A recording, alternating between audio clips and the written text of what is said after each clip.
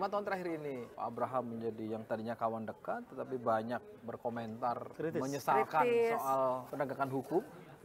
Bebannya lebih loh. Teman yang baik itu adalah teman yang akan menyampaikan sesuatu yang buruk yang kita lakukan. Itu teman yang baik. Kalau teman yang nggak baik itu, keburukan yang kita lakukan nggak pernah disampaikan, dibiarin aja. Supaya kita tergelincir terlalu jauh. Jadi saya ingin mengambil peran, saya akan mengkritisi terus. Jadi siapapun ya, walaupun dia bukan Jokowi, posisi saya itu akan mengkritisi jalannya pemerintahan. Kalau pemerintah itu jelek akan saya kritisi. Tapi Bang, dengan dinamika yang ada saat ini, atau histori-histori dinamika yang pernah Abang lewati, ada nggak sih pernah ngerasa perubahan yang signifikan gitu dari karir, dari hubungan, apapun itu? Sebenarnya begini ya, kita itu kecewa berat sama Pak Jokowi, utamanya teman-teman di KPK dan saya pada saat tahun 2019 ketika Jokowi melakukan revisi terhadap undang-undang KPK, ya, mengeluarkan undang-undang baru di tahun 2019.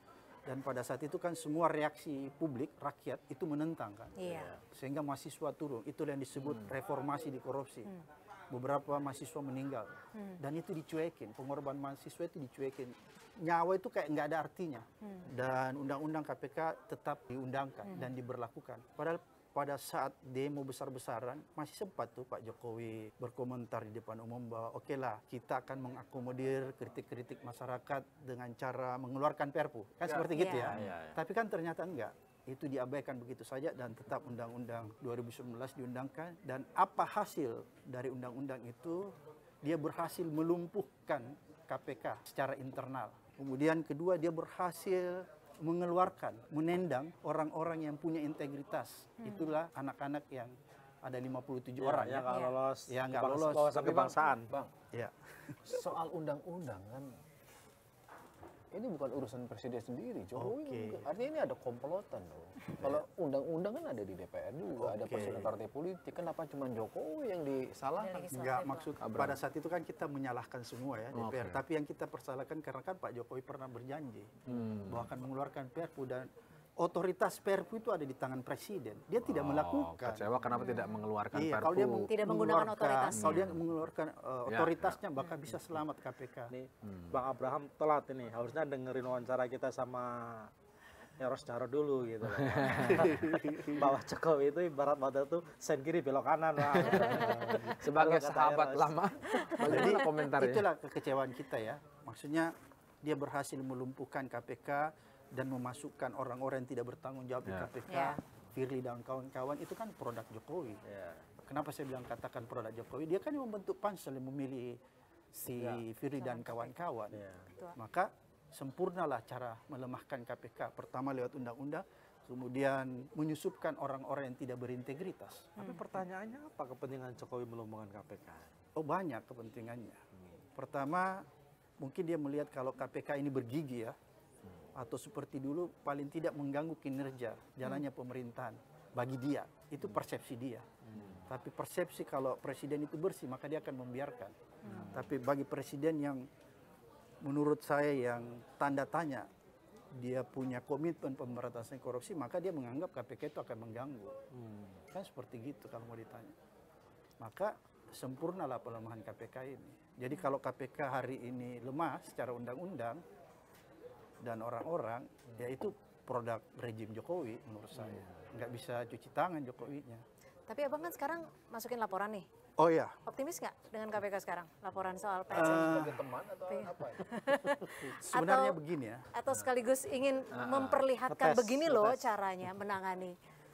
Rame tuh PSN. PSN ini menjadi sesuatu hal yang krusial ya. Kenapa saya katakan krusial? Akal sehat saya nggak bisa menerima sebenarnya. Tadinya awal-awal ini saya coba mencermati, melihat keadaan. Tapi tambah ke sini, menurut saya ini nggak bisa ditolerir nih. Makanya kalau orang tanya kenapa saya tiba-tiba turun, karena saya terusik nih perasaan keadilan saya kan, Sudah bahwa melampaui batas kesabaran. melampaui batas rasa kemanusiaan. Kalau 3 poin apa yang nggak bisa ditolerir menurut Abang? Pertama begini, ada seseorang yang menganggap dia hebat, yang bernama Aguan. Masalah, saya akan sebut namanya. Menganggap dia hebat dan menciptakan mitos bahwa orang ini nggak bisa disentuh oleh hukum. Kan begitu. Katanya aparat penegak hukum semua di tangannya. Dan begitu faktanya. bahwa dia nggak bisa tersentuh oleh hukum kan. Oleh karena itu dia bisa mengatur semua. Aparat hukum, aparat yang lain, buktinya bisa terbit sertifikat dan lain sebagainya. Saya sebagai warga negara Indonesia tidak akan membiarkan orang yang seperti begini, seseorang bertindak secara individu mengatur negara ini. Tapi yang memberi PSN kan pemerintah lah, Iya. Jokowi juga. Betul, Pak Agung sepakat sebagai saya. pihak swasta ya dia menerima aja. Iya, sepakat. Tapi kalau dia pengusaha yang baik, dia pengusaha yang berempati, punya rasa kemanusiaan, maka dia tidak akan menjerumuskan terlalu jauh pemerintahan ini. Mungkin bagi Pak Agung baik karena membantu proyek nasional namanya IKN.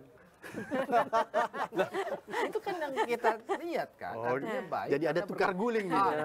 Artinya IKN itu kan Ini aku baru tahu nih ada dari undang-undang. Mas Yogi. Kan ada undang-undangnya kan katanya Iya. IKN Iya. itu, gitu kan. Oh, jadi berarti IKN karena Aguan membantu IKN. Mas Jokowi di IKN, Mas, maka iya. dikasihlah ini. Ya, itu kan ibaratnya inilah pengabdian seorang pengusaha untuk menjalankan undang-undang yang disepakati bersama. Kan itu undang-undang IKN kan. Ya. Karena apa dasarnya? Jakarta sudah terlalu padat. Ya, oke. Sepakat. Nah, Kan berarti warga negara yang baik, Bang. Enggak.